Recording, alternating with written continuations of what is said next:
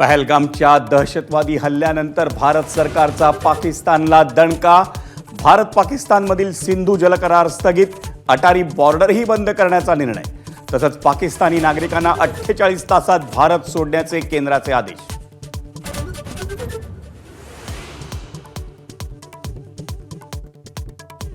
केंद्र सरकारनं उद्या बोलावली सर्वपक्षीय बैठक.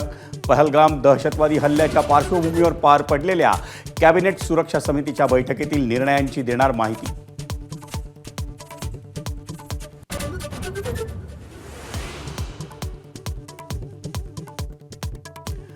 जम्मू काश्मीरमधल्या दहशतवादी हल्ल्यात जीव गमावलेल्या चौघांचे पार्थिव राज्यात.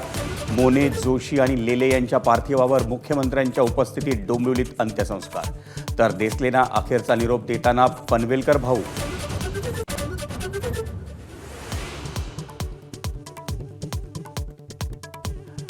पहलगामच्या हल्ल्यात कुणी जीवनसाथी गमावला तर कुणी लाडका पुतण्या.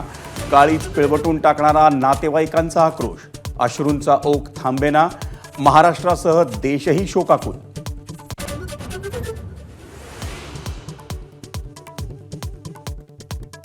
पहलगामच्या हल्ल्यानंतर काश्मीरमध्ये अडकलेल्या महाराष्ट्रातल्या पर्यटकांसाठी राज्य सरकारकडून विशेष विमानाची व्यवस्था. खर्च सरकारच करणार. उपमुख्यमंत्री एकनाथ शिंदेंसह मंत्री गिरीश महाजनही काश्मीरमध्ये दाखल.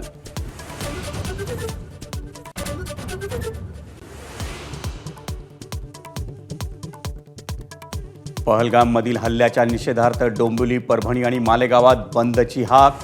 बंदमध्ये सहभागी होण्याचं स्थानिकांना आवाहन.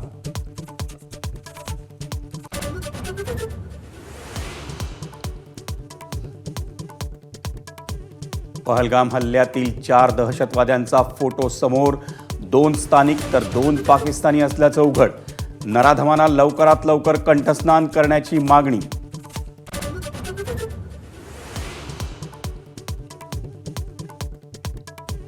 पहलगाम हल्ल्यानंतर सर्व दहशतवादी रात्रीच पाकिस्तानात परत गेल्याची शक्यता. 40 मिनिटं बेधुंद गोळीबार करून अतिरेक्यांकडून 26 जणांची हत्या.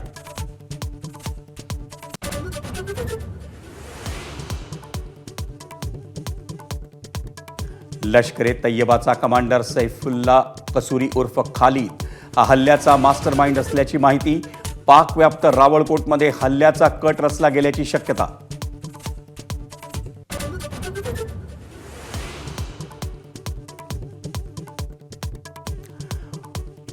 परळ प्रभादेवीला जोडणारा एल्फिन्स्टन ब्रिज शुक्रवारपासून वाहतुकीसाठी होणार बंद. शिवडी ते वरळी कनेक्टरसाठी जुना पूल पाडून नवीन डबल डेकर पूल बांधणार.